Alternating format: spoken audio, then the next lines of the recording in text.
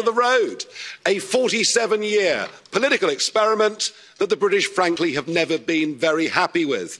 My mother and father signed up to a common market, not to a political union, not to flags, anthems, presidents, and now you even want your own army. For me, it's been 27 years of campaigning and over 20 years here in this Parliament. I'm not particularly happy with the agreement we're being asked to vote on tonight, but Boris has been remarkably bold in the last few months, and Ms von der Leyen, he's made it clear, he's promised us there'll be no level playing field. And on that basis, I wish him every success in the next round of negotiations. I really do. But the most significant point is this. What happens at 11 p.m. this Friday, the 31st of January, 2020, marks the point of no return.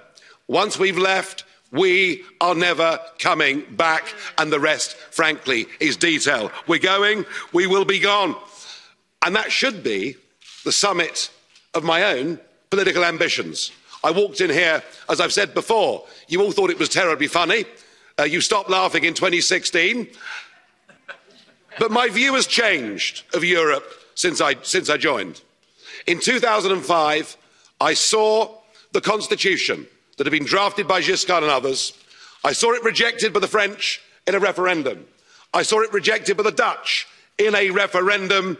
And I saw you in these institutions ignore them, bring it back as the Lisbon Treaty and boast you could ram it through without there being referendums. Well, the Irish did have a vote and did say no and were forced to vote again. You're very good at making people vote again, but what we've proved is the British are too big to bully, thank goodness.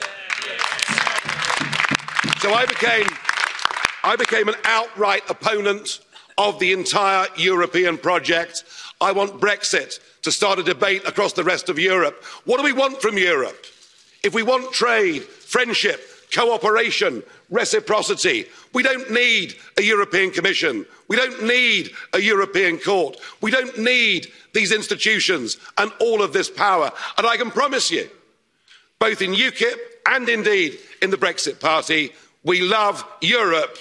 We just hate the European Union. It's as simple as that. So I'm hoping this begins the end of this project. It's a bad project.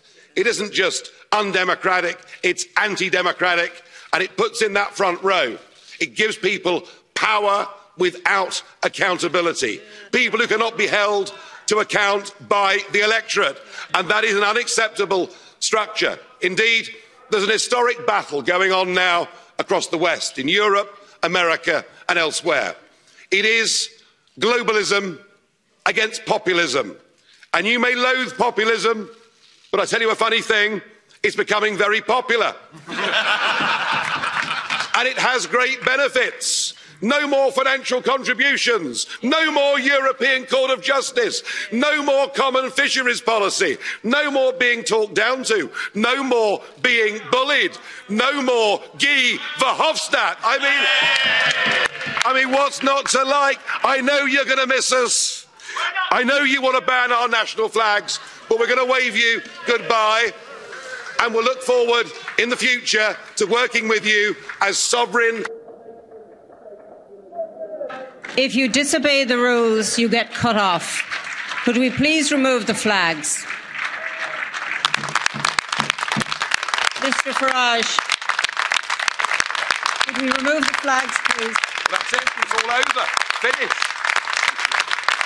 We've gone. Could I please ask for quiet?